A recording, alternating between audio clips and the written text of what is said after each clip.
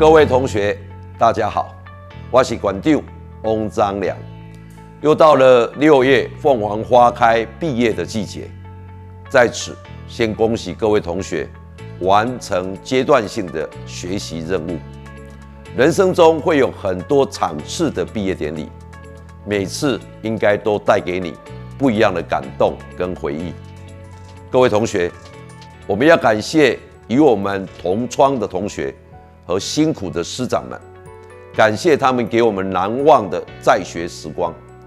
即将毕业的你，对于未来是否充满了期待？俗语说一方土水养一方人，我相信家己囡仔朴实认真不认输的精神，一定可以让大家在人生的每一个阶段可以面对各种挑战。我们的未来面对的是全球化与 AI 科技的生活，我们唯有抱持着家己囡仔的精神，才能不断的往上提升。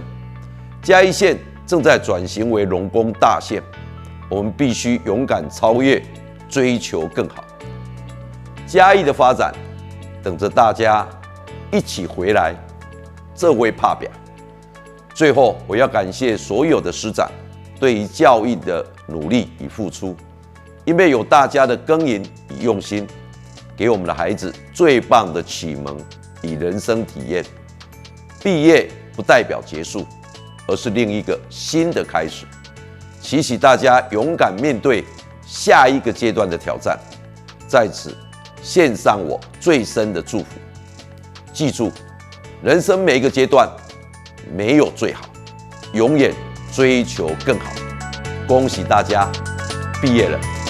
勇敢超越，追求更好。